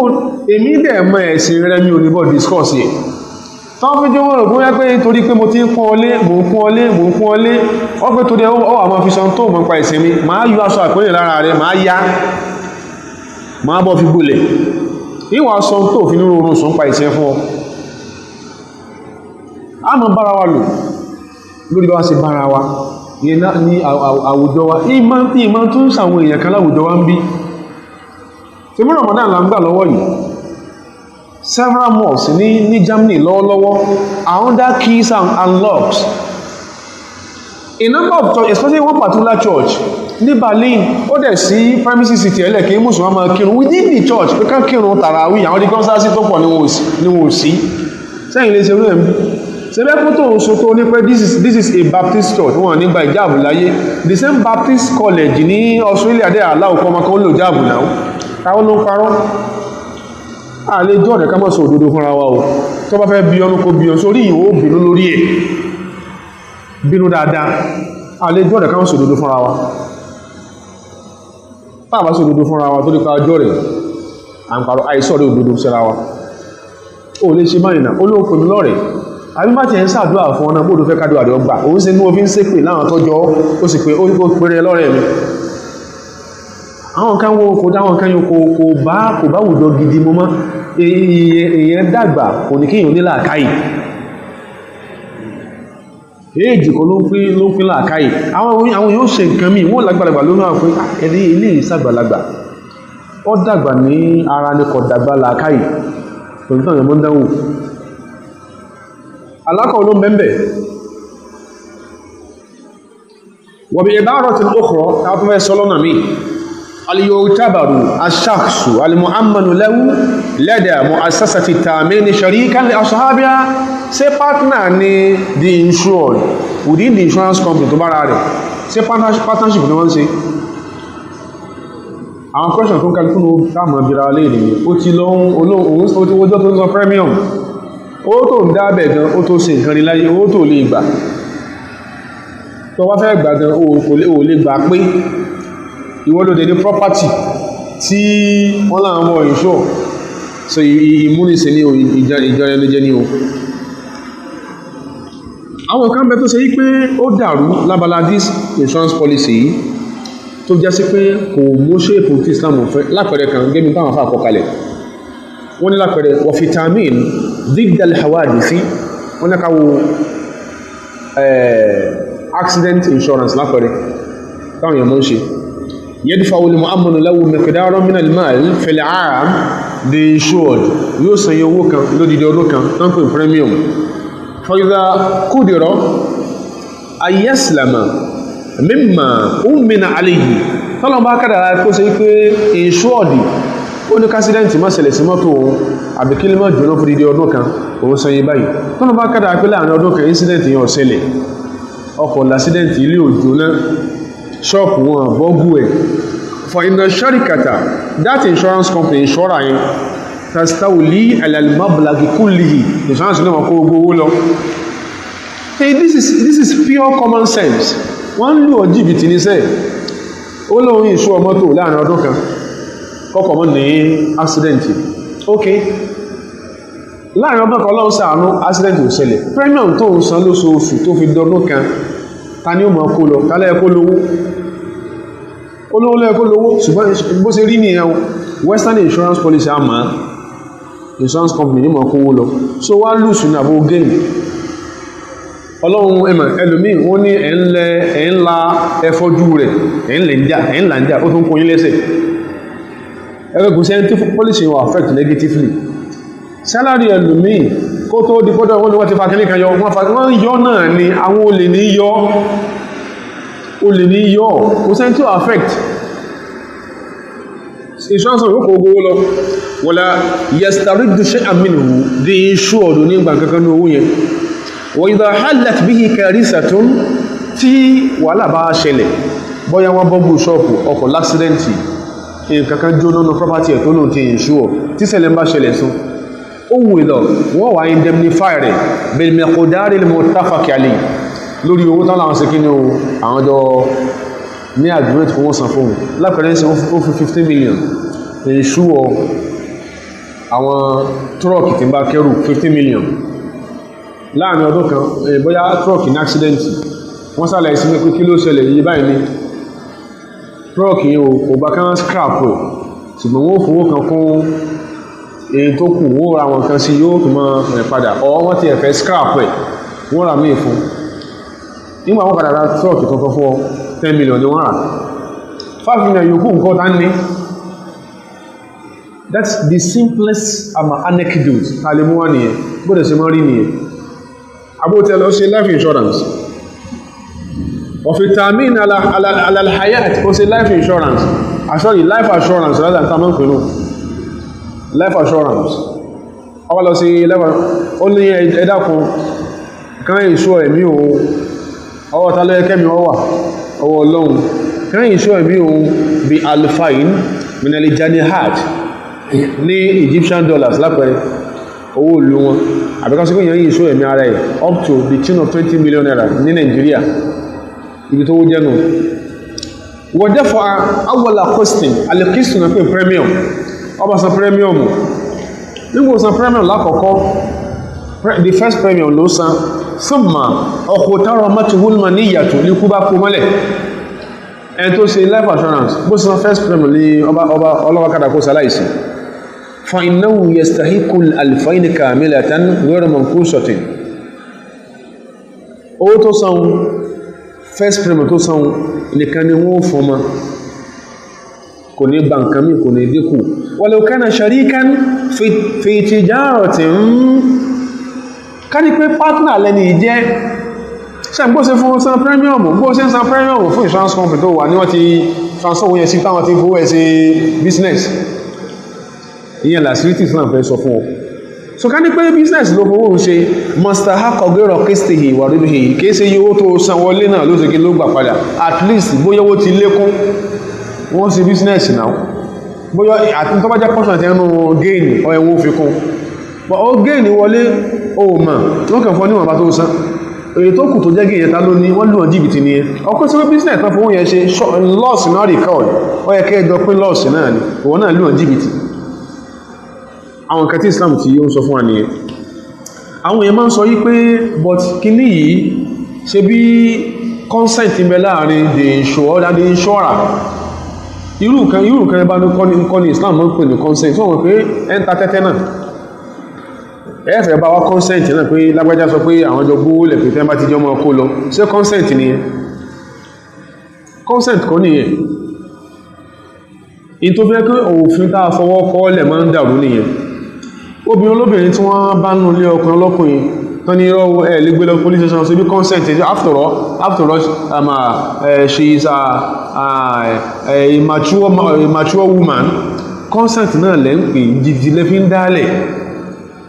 ẹ̀yìn ìṣọ́ra àti ìṣọ́ọ̀dì wọ́n ní consent some consent jìbìtì bá ṣe ń sọ yìí sí ẹni consent ó ṣe consent o wọ́n ní mutual consent nínú àkànnú àwọn elements insurance western insurance mutual consent jìbìtì ní pẹ̀lú àwọn àwòrán tán yà kalẹ̀ tó wá rí báyìí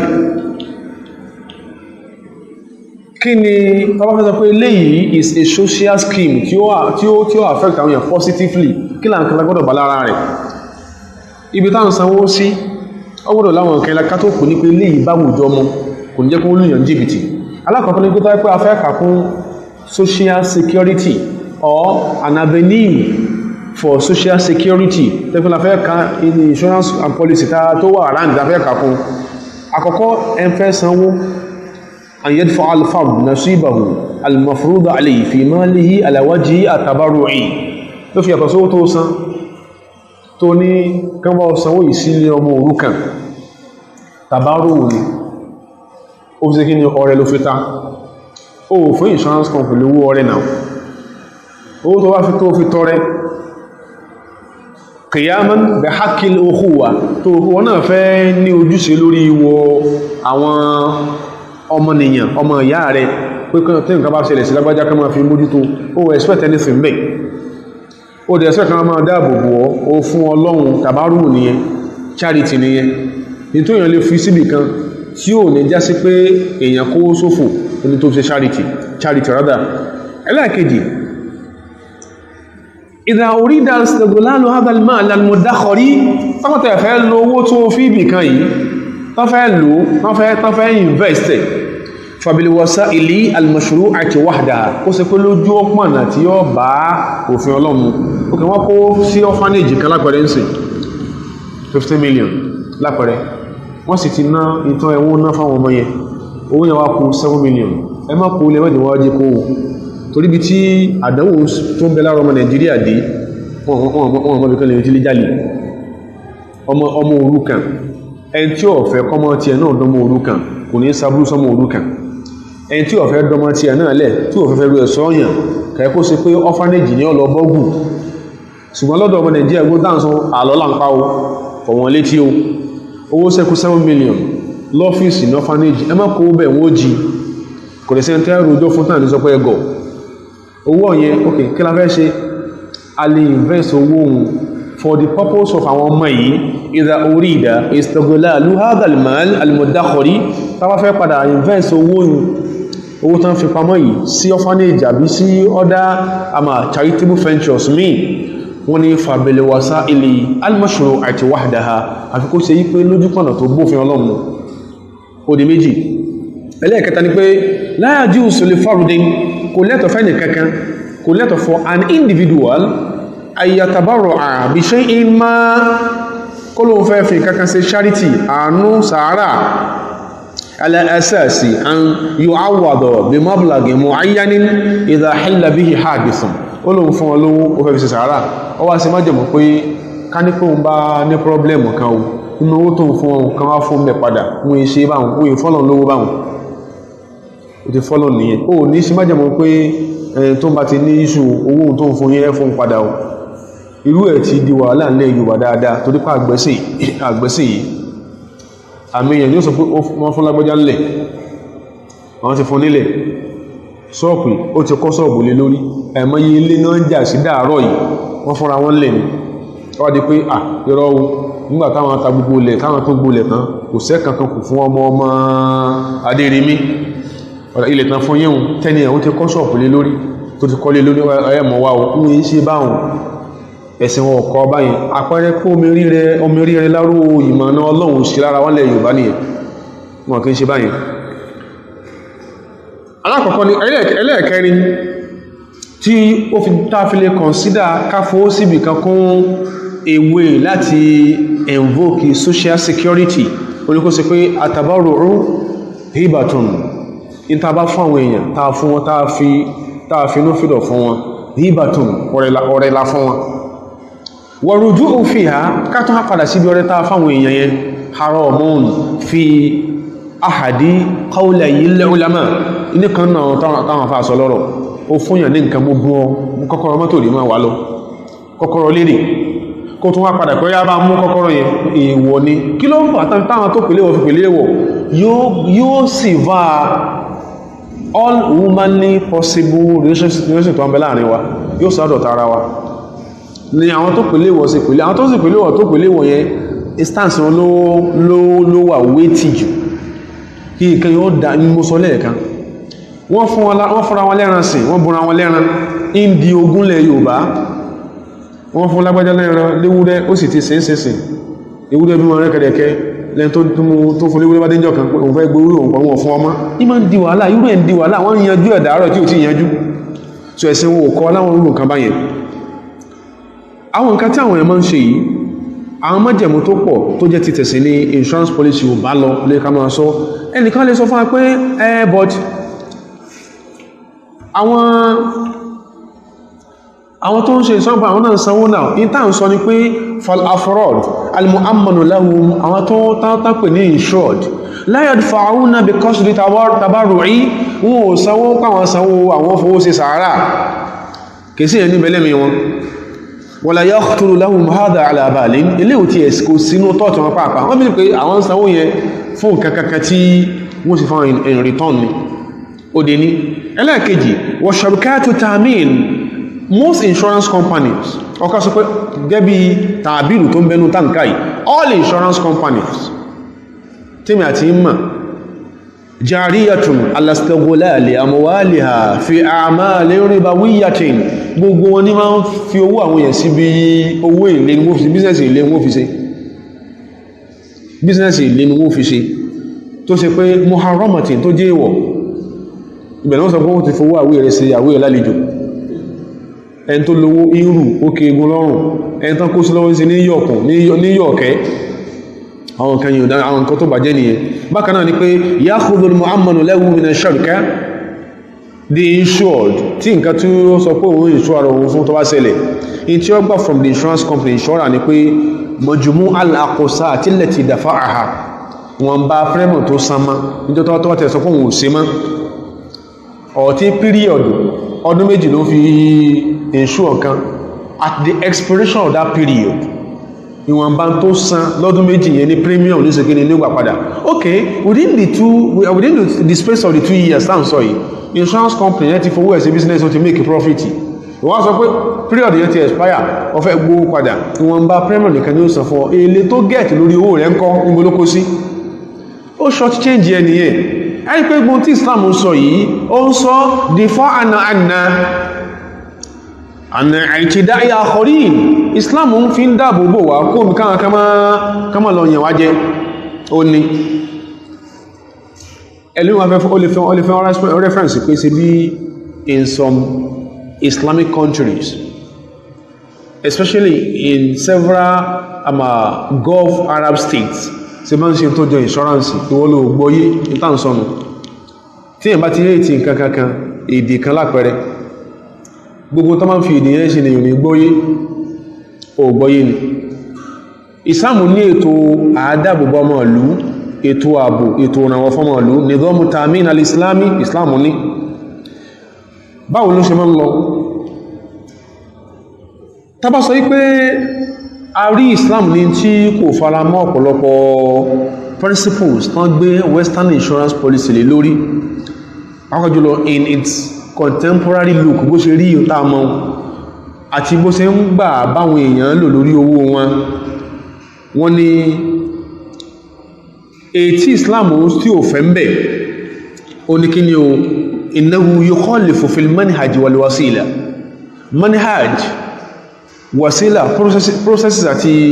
policy tí insurance yẹn ṣe ní Islam kórìíra bó ṣe ń ṣe ní Islam kórìíra wọ́n ni ama idha tahayya idha tahayya'at wasa'il ukhra tabara wọn ọ̀nà míì lè tààmìn láti ìṣọ́ aráàlú láti faraàlú fọkànbalẹ̀ pé tí wọ́n bá ṣẹlẹ̀ you shall be supported tó sì fáwọn ojúpọ̀nà míì la tunafi shuratal mu'amalat al-islamiyya tí ò ní takùnà tí Islam ní kágbà bára wa lò tabara wọn ọ̀nà míì tó yàtọ̀ sí èyí tí a ń sọ yìí tí ò ní tako ọ̀nà tí Islam ní kágbà bára wa lò lórí kó búrò láti fáwọn èèyàn ní assurance tí wàhálà bá ṣẹlẹ̀ sí wọn wọ́n ní irú àwọn ọ̀nà bá ní fal Islam yurahibu biha Islam welcome rú ẹ̀ báwo náà sá mọ́ operate yẹn ó sì lẹ́rí irú ẹ̀ látorí àwọn ànábì wa sallallahu alaihi wasallam nidham Islam ó fún ọmọ ìlú ó fún wọn ní fọkànbalẹ̀ wal mustadillin kí sọmọ ìlú nìkan kí ṣe mùsùlùmí nìkan wal mustadillina bi dhilli dawlatihi àtàwọn tó bá ń gbé nú ìlú Islam ó fún wọn ní ààbò lórí tó lè máa ṣe wọ́n tó lè fẹ́ máa gbomijé lójú wọn bóòlù Islam ṣe ń ṣe rú ẹ̀ imma an tariqi takaful abna'il mujtama ní kó ṣe pé àwọn aráàlú gangan through self-help ní kó ṣe pé aráàlú through self-help ní wọ́n ràn án lọ́wọ́ pé ok owó báyìí àwọn alágbádá tí nǹkan báyìí ṣẹlẹ̀ sí Akẹ̀sán lọ́yọ̀ọ́ tó jóná géètì ìsọpáàtì tó jóná tẹ́pẹ́lẹ̀ lọ́gbà ara ọmọ ìlú ọ̀pọ̀kẹ̀ iye báyìí ẹlọ sí ẹ́stímẹ̀tì in tó jóná ẹ̀dẹ̀káyé àwọn èèyàn tán wà entitled sáwọn shops tó wà ń bẹ̀ wọ́n lọ́bá mọ́ ṣe dáadáa o a very good example o ni I think bóyá around 2015 or 16 tí crane crash tó ṣẹlẹ̀ ní al-Haram al-Makki nígbà táwọn èèyàn ṣe tàwáfù ní Mọ́kà lọ́dún yẹn iye àwọn tí wọ́n ṣaláìsí lọ́dún yẹn you can do your background checks anyway iye àwọn tó ṣaláìsí lọ́dún yẹn ìlú tán ti wá gbogbo ẹ̀lú ń bẹ lórí record wọ́n dẹ̀ san compensation wọ́n san owó fún family àwọn tó ṣaláìsí if I'm not mistaken I think between 60 or 80 million naira ní family kọ̀ọ̀kan gbà ṣùgbọ́n ibi olówó Nàìjíríà tán tó jẹjọba tán náà san fún níbi problem ta ní nìyẹn àwọn jìbìtì owó ẹ̀ tó kú tánìká kó family rẹ̀ I think between 60-80 million naira náà san fún family kọ̀ọ̀kan owó ẹ̀ tó kú tánìká kó family rẹ̀ ó tún dàrú sáàrin wá ní gbogbo bá ṣe ń sọ àwọn tí ń rí tán rí tọ́ ìtọ́ ìjẹ́ndì insurance èpè ni wọ́n mọ̀ sí bá ṣe ń sọ yìí èpè lè sí ìràngbọ̀nrin torí kìí sáà lọ́rọ̀ ọ̀rọ̀ ọlọ́ni owó ẹ̀ tó kú àtúndàbàrú ẹ̀ wọ́n sanwó yẹn fún wọn wọ́n kàyé wọn ní kó ṣe pé gọ́ọ̀mẹ̀ntì lálàbọ̀rọ̀ kó wọ́n sanwó yẹn lọ́dún yẹn and àwọn tó tí àwọn notable Saudi citizens tọ́lọ ń ṣàánú àwọn èèyàn ló sọ pé eléyìí pé nǹkan bá ṣẹlẹ̀ táàkùnrin ọlọ́run lò imma an tariqi takafuli abna'il mujtama ní kó ṣe pé through self-help ọmọ ìlú pàfẹ́ kàwọn èèyàn lọ́wọ́ lórí tí nǹkan ṣẹlẹ̀ sí wa imma an tariqi al-hukumati wa baitil mal akọ́síwé through ìjọba or through the Islamic exchequer through the Islamic treasury owó olú kọfàsí àpò ìjọba tí ó gbówó orí lọ́wọ́ àwọn èèyàn kò yẹ kó find it difficult àti kàyé àwọn tó ṣe yípe ṣọ́fún wọn jù láti fún ọlọ́wọ́ gbogbo nǹkan ló dàrú lẹ́kàsọ́gbọ́n tó ẹka máa rán Nàìjíríà kọlá máa rán irú àríyànrán àkìrí ẹran wọ́n lómi yalé ṣẹlẹ̀ ń jò níbi gbogbo mattresses tán kó fáwọn tómi gbélé wọn lọ tán bá rí gbà láàárọ̀ ìlúkù àwọn tó ẹka máa àdírẹ́sì ni yóò wá di ọ̀rọ̀ ẹ̀sìn níwọ̀n ayín mọ́ ẹ̀sìn ẹlẹ́sìn tí ó kànyàn táwọn yẹn bá rí mattresses gbà láàárọ̀ ìlúkù àwọn tí omi yalé ṣẹlẹ̀ sí wọn ní apẹtẹ and its environs ṣèlú eléyìí ni a ti wá sọ pé ẹ̀sìn ò nídìí ẹ̀sìn ìjọba yóò wade into the issue tí rẹ̀ bá ṣẹlẹ̀ wà baitil mal treasury owó sáà ni wọ́n kó bì kan ó yẹ kó ní tí ó máa ṣẹlẹ̀ ẹ̀kọ́ ní tí ó jáde treasury eléyìí Islam sọ in tó ká sọ eléyìí Ànábì wa sallallahu alaihi wasallam nígbàtí ó ń fáwọn èèyàn ní assurance pé tí nǹkan bá ṣẹlẹ̀ gbà ó ti wà ní treasury àwọn mùsùlùmí lọ́dún náà lọ́hùn ó sọ lọ́n ní ẹ má worry ana awla bi kulli muslimin min nafsihi man taraka malan faliwarasatihi Ànábì ní èmi gangan mo wà nípò aláàbò fún mùsùlùmí kọ̀ọ̀kan ana awla bi kulli muslimin min nafsihi èmi ní ma dúó fún tí nǹkan bá tẹ̀lẹ̀ sí man taraka malan ẹ bá fi property tó ṣe pínlẹ̀ tó ṣe pínlẹ̀ fali warasatihi àwọn tí ó jogún ẹ̀ ni wọ́n pín fún sẹ́yìn yẹ ó la àwọn ẹbí ẹ̀kú olókí ní o kún bí kí wọ́n tó wà ní òsì àti páyín kéèké láwùjọ ó láwọn kó bí ti deprivation àwọn ọmọ ẹ̀ náà wọ́n pín ó ní ṣùgbọ́n wọn man taraka dainan ẹ bá kú mùsùlùmí tí ó tó fi gbèsè ilẹ̀ kò fi tó pín fáwọn ọmọ ilẹ̀ ó tó fi gbèsè ilẹ̀ àwòdíyà àìn àbótí ẹ̀ fi àwọn ọmọ kéèkèé bí òròmọdí ẹlẹ̀ tí ò sẹ́ni tó lè tọ́jú wọn òfin tó lè tọ́jú wọn lẹ̀ àwọn tó fáwọn ọmọ ẹlẹ̀ fún àwọn gan búrẹ́dì wọn òyúra wọn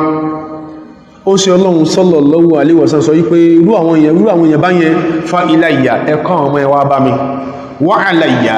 ìnáwó wọn ṣe kí ni ó wà lọ́rùn stéètì ètí Islam sọ kalẹ̀ ní iye nínú ẹ̀ká padà sí ó rí lódodo tí ọmọ kọ́tọ̀ lápẹẹrẹ àbáwọn Saudi Arabia tó bá lo mọ́tò kan tó lo mọ́tò yẹn and ìyẹn náà dẹ̀ ń ṣẹlẹ̀ in some parts in Europe wọ́n ní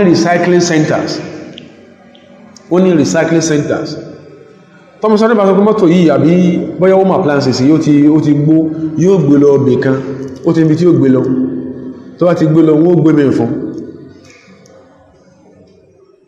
on the bill of woe àwọn kan ti kíní fún ìtúbílì yẹn ọkọ́ sí pé tó ń bá san pé owó kíní ní owó kíní mọ́ wọ́n fi máyé kíní níjọ́ tó wá di pé nǹkan bá lana yóò gbé lọ lé iṣẹ́ padà wọ́n gbà lọ́wọ́ rẹ̀ kò ní fi ìdá ìmùkún so yẹn ló fi jẹ́kẹ́ lẹ́lú mẹ́fọ́ rò pé ṣe bí ní sàrẹ́bíà náà wọ́n ṣe ìṣọ́nà ṣe bá ṣe ń ṣe ìrìnà ṣe ń ṣe wọ́n olíyànjú bìtì mẹ́rin náà níbo ló fẹ́ gbìyàn wọ̀ ogbó lọ́wọ́ èèyàn ọwà fún ní tó sọ pé ó fún àbó ogbó lọ́wọ́ èèyàn nítorí kó fún kọ́ ló kó fún tíjọba bá yí gbọ́ ó parí bísínẹ̀sì nìyẹn àmọ́ lọ fẹ́ jẹ́rẹ̀ sọ pé oúnjẹ tó ń ta àfáwọn táwọn ti ń jẹ tán làwọn yàgbẹ́ ó tó ń jẹ tán nù kìí ṣe bí bẹ́ẹ̀ nǹkan tó expire ń bì tẹ́ tó mọ́ lọ ẹni tó tàbí pé ṣé òun ló ń ṣe ni ẹni tẹ́bà ti gba ẹmọ ẹsọ́ ọ̀nà àníwà abú ìwà abú ni ìwẹ́ tí ò bèèrè orí lọ́dọ̀ Ọlọ́run ìwọ náà lọ lọ́kìtì pọ̀ máwọn tí wọ́n tà fún Ọlọ́run ilé iṣẹ́ tó ti kó wọ́n sàn ní distributor ó kò sí Ọlọ́run pé ọjà ẹsẹ́ kí ni ó expire subhanallah Ọlọ́run bá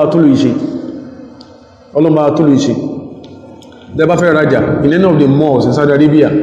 tánwásẹ̀ kó stock mi wọlé wọ́n tàgẹ̀ wọ́n price tàgẹ̀ the same product wọ́n ní store tẹ́lẹ̀tẹ́lẹ̀